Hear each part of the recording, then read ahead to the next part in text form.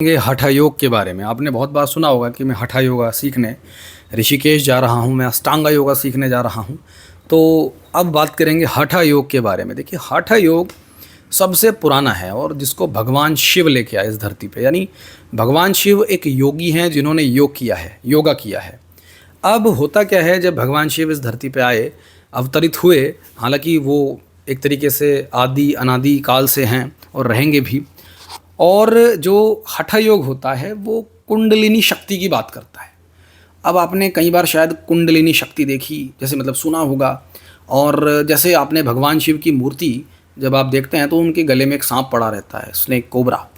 तो वो जो सांप है वो कोई ऐसा सांप नहीं है, वो एक कुंडलिनी को दिखा रहा होता है। मतलब हठा योग क्या कहता है, और ये बात फैक्ट भी है, इस चीज़ पे बहुत सारी रिसर्च चल रही है।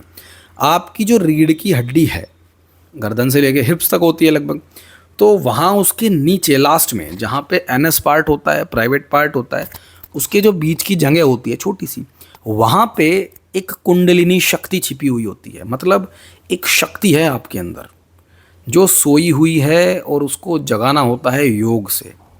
अब जितने भी योगीज हुए हैं बड़े बड़े, उन्होंने उस कुंडलिनी शक्ति को ही तो जगाया है। अब हठ योग को समझने के लिए बहुत सारी चीज़ें बताई गई हैं, मैं लेकिन यहाँ बहुत इजी लैंग्वेज में आपसे बताना चाहूँगा कि हठा योग 3 नाड़ियों पे काम करता है। आपके शरीर में 3 तरह की नाड़ियाँ होती हैं। अब नाड़ियों का मतलब क्या हुआ, एक तरीके से चैनल्स, मतलब जहाँ से we can say energy flow करती है। जैसे एक एक पाइप होता है, मान लीजिए मैंने यहाँ पे 3 तरह के पाइप दिखा दिए आपको, और इन पाइपों में एनर्जी बह रही है। तो ऐसे ही हमारी जो स्पाइन है, रीढ़ की हड्डी है, इसके लेफ्ट में और इसके राइट में दोनों तरफ 2 पाइप हैं। अगर मैं उनको पाइप कह दूं, हालांकि उनको नाड़ियाँ कह देते हैं हम लोग, वहाँ पे एनर्जी फ्लो करती है, ब्लड भी फ्लो करता है, अगर बहुत इजी लैंग्वेज में समझें तो। 3 तरह की नाड़ियाँ होती हैं। लेफ़्ट साइड में है ईड़ा, लेफ़्ट साइड की जो नाड़ी होती है रीढ़ की हड्डी के लेफ़्ट में, दैट इज़ ईड़ा नाड़ी। और रीढ़ की हड्डी के राइट साइड में जो नाड़ी है वो है पिंगला नाड़ी, पिंगला। और रीढ़ की हड्डी के जस्ट बीच में, बिल्कुल बीच में, क्योंकि रीढ़ की हड्डी, हड्डियों के बीच में एक पूंछ जैसा स्ट्रक्चर होता है मांस का, उसको कह देते हैं हम लोग स्पाइनल कॉर्ड। और वहाँ पर होती है सुषुम्ना नाड़ी, और वही है सुषुम्ना नाड़ी। यानी कि हठयोग को अगर एक लाइन में समझें तो वो क्या है कि ईड़ा और पिंगला, इन दोनों की एनर्जी को ऊपर उठाना है, ऊपर उठा के सुषुम्ना नाड़ी के अंदर डाल देना है। यही क्या कहलाता है, हठ योग कहलाता है। अब एक खास बात और होती है, जो ये नाड़ियाँ होती हैं, ये इनका स्वभाव अलग अलग होता है, इनकी नेचर अलग अलग है। अगर आप ईड़ा नाड़ी की बात करो तो ईड़ा नाड़ी हमेशा ठंडी रहती है, कूल कूल, ठंडा। आपका जो बॉडी है आधा, अगर हम उसको ऐसे देखें नाक से इधर और इधर, तो लेफ़्ट वाली साइड हमेशा ठंडी रहती है और राइट साइड आपकी हमेशा गर्म रहती है। और ऐसे ही आप अपने नॉस्ट्रिल को चेक कर सकते हो दोनों उंगलियों से। ये जो इंडेक्स फिंगर होती है, इसको यहाँ ऐसे रखो और देखो, आपकी एक नॉस्ट्रिल से तेज़ हवा आ रही होगी, गर्म हवा, सांसें, और एक तरफ से ठंडी हवा आ रही होगी कुछ, मतलब उससे कम। एक तरफ टेम्परेचर ज़्यादा रहता है, एक तरफ टेम्परेचर कम रहता है। तो इनको हम लोग योग की भाषा में, हठा योग में, राइट साइड को, जो कि क्या कहते हैं, गर्म नाड़ी है। गर्म कौन होता है, सूरज गर्म होता है, सूर्य। तो इसे हम सूर्य नाड़ी कह देते हैं राइट साइड वाले को।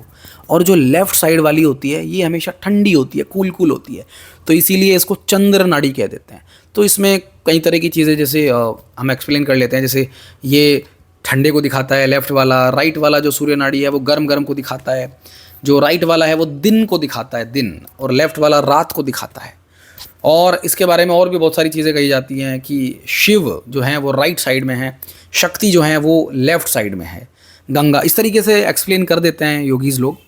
तो अब इसमें मेन चीज़ क्या होती है, हठ योग बड़ा टफ होता है, बड़ा मुश्किल होता है, और इसमें आसन्स बड़े ख़तरनाक होते हैं। स्टार्टिंग शरीर की सफाई से होती है, बॉडी की क्लींजिंग होती है, जैसे शरीर को साफ़ किया जाता है, बॉडी को क्लीन करने से शुरुआत होती है। जैसे उल्टी करना, वॉमिट करना, पेट को घुमाना, जलनेती करना, नाक से पानी निकाल देना, आपने देखा हो कहीं, इस तरह की अजीब सी चीज़ें होती हैं, स्टार्टिंग वहाँ से हो जाती है।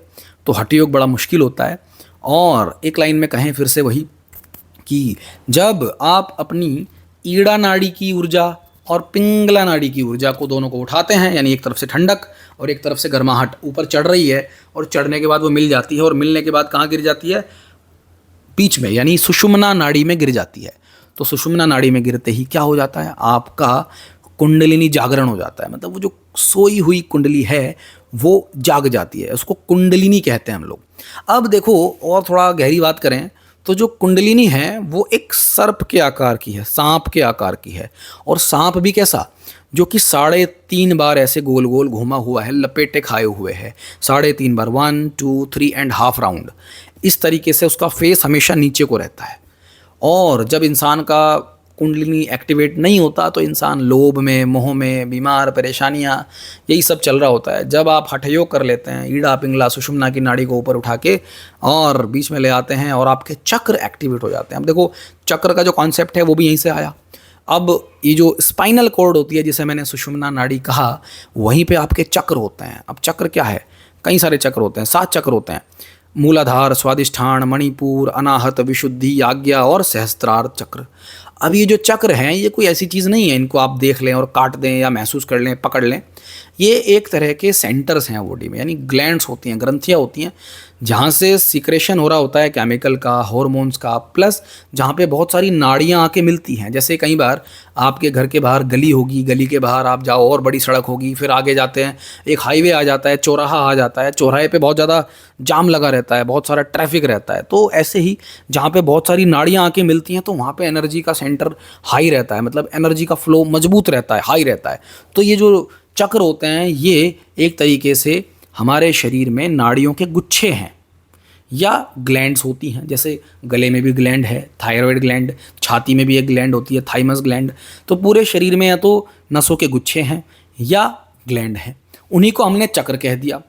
तो जब कई बार ऐसा होता है कि जैसे प्रेग्नेंट कोई वुमेन है, कोई महिला प्रेग्नेंट हो गई है और जब उसकी डिलीवरी का टाइम आ जाता है, जब बच्चा इस दुनिया में आ रहा होता है, तो डॉक्टर साहब आते हैं, एक एनेस्थीसिया एक्सपर्ट, जो कि महिला के रीढ़ की हड्डी में पीछे की तरफ एक इंजेक्शन लगाते हैं। बहुत खतरनाक इंजेक्शन होता है और वो डॉक्टर भी एक्सपर्ट होते हैं, स्पेशल बुलाए जाते हैं, उनकी पढ़ाई इसी में रहती है। तो वो इंजेक्शन कहाँ लगाते हैं, सुषुम्ना नाड़ी में ही तो लगाते हैं। वो इंजेक्शन सुषुम्ना नाड़ी में लगता है और उस सुषुम्ना नाड़ी में क्या भरा रहता है, उसमें स्पाइनल फ्लूइड भरा रहता है, एक तरीके से सीमेन भरा रहता है, वीर्य भरा रहता है एक तरीके से। और उस वीर्य की, उस शक्ति को ऊपर उठाना होता है। इसी को कहते हैं कुंडलिनी जागरण, और हठ योग इसी पे काम करता है। तो हठ योग की बहुत सारी किताबें हैं, जैसे घेरंड संहिता, सिद्ध सिद्धांत पद्धति, गोरक्ष संहिता, शिव संहिता, हठ प्रदीपिका। तो आप किसी की भी किताब पढ़ लो, सब ने एक ही बात कही है। जैसे बिल्कुल मैं कहूँ कि केमिस्ट्री का एक सब्जेक्ट है और केमिस्ट्री पे बहुत सारे प्रोफेसर्स किताब लिख देते हैं, तो ऐसे ही योग पे बहुत सारे योगीज़ ने किताब लिखी हैं। तो आप कोई सी भी किताब पढ़ के हठ योग को फॉलो कर सकते हो, जिसको आप पसंद करते हो, ठीक है, जो आपका टेस्ट है, जो आपका चॉइस है, उसके अकॉर्डिंग। तो हठ योग इस तरीके से काम करता है। और जब आपका चक्र जागरण हो जाता है, मीन्स जब आपकी कुंडलिनी की शक्ति ऊपर चढ़ जाती है, और ये जो कुंडलिनी शक्ति होती है इसकी स्पीड करोड़ों किलोमीटर प्रति घंटा की रफ्तार से होती है। मतलब आपके शरीर में एनर्जी का फ्लो ऐसे घूमने लगता है, पीछे सिर से होते हुए आगे ऐसे गोल गोल गोल गोल घूमने लगता है बड़ी फास्ट। हर एक के बस का नहीं है, बहुत मुश्किल होता है झेलना। कुंडलिनी की शक्ति बहुत खतरनाक होती है, बहुत से लोग पागल हो जाते हैं इसमें। आपने शायद कई बार ऐसा भी देखा जाता है, उदाहरण के तौर पे आपको समझाने के लिए बता देते हैं कि आपने कहीं सुना होगा हरियाणा में या किसी एक गांव में एक छोटा सा बच्चा था और वो पिछले जन्म को याद करने लगता है। कहता है कि मैं वहाँ उस आम के पेड़ पे झूल रहा था और मुझे चोट लग गई, मेरे सिर में चोट लग गई थी, वहाँ पे एक ट्रैक्टर ट्रॉली खड़ी थी, ऐसे ऐसे पत्थर पड़ा था, मेरा सिर उसमें टकराया और मैं मर गया, ऐसा ऐसा कुछ। तो ये जो कहानियाँ होती हैं कहीं ना कहीं इनका कनेक्शन पुनर्जन्म से होता है, प्रारब्धों से होता है। तो कई बार वो चीज़ें डीएनए में स्टोर रह जाती हैं, होता है कई बार डेटा डिलीट नहीं हो पाता। तो योग क्या है, योग आपको कनेक्ट कर देता है। कहने का अर्थ ये है कि जैसे यदि एक उदाहरण और दे देते हैं कि समाधि क्या होती है।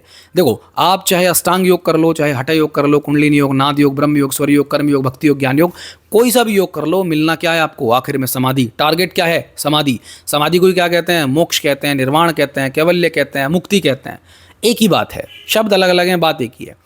तो जैसे कई बार हम लोग देखते हैं कि हठ योग करने से समाधि मिल गई। समाधि का अर्थ क्या हुआ, आप इस ब्रह्मांड से कनेक्ट हो गए। मान लीजिए मैं दिल्ली में बैठा हूँ और मेरा एक दोस्त है अमेरिका में, और मैं उस दोस्त को एक मैसेज देना चाहता हूँ, मेरा दोस्त है चिंटू, मैं उसको मैसेज पहुंचाना चाहता हूं, तो एक तरीका तो ये है कि मैं पैदल जाऊं। पहले ज़माने में कहाँ कुछ था, पैदल जाऊं, 7 समंदर पार करके जाऊं। दूसरा तरीका क्या है, देखो आप मेरे से बात कर पा रहे हो, मैं आपको देख पा रहा हूँ, वीडियो कॉलिंग हो पा रही है ना हमारी, तो दिस इज़ क्या, ये क्या है, ये योग एक तरीके का। आपने चारों तरफ का डेटा कैसे इकट्ठा कर लिया, एक पासवर्ड है जो कनेक्ट हो गया है ब्रह्मांड से। जो चीज़ दिखती नहीं है मगर होती है, बहुत सारी चीज़ें ऐसी होती हैं जो दिखती नहीं है, होती हैं। योग को महसूस किया जा सकता है।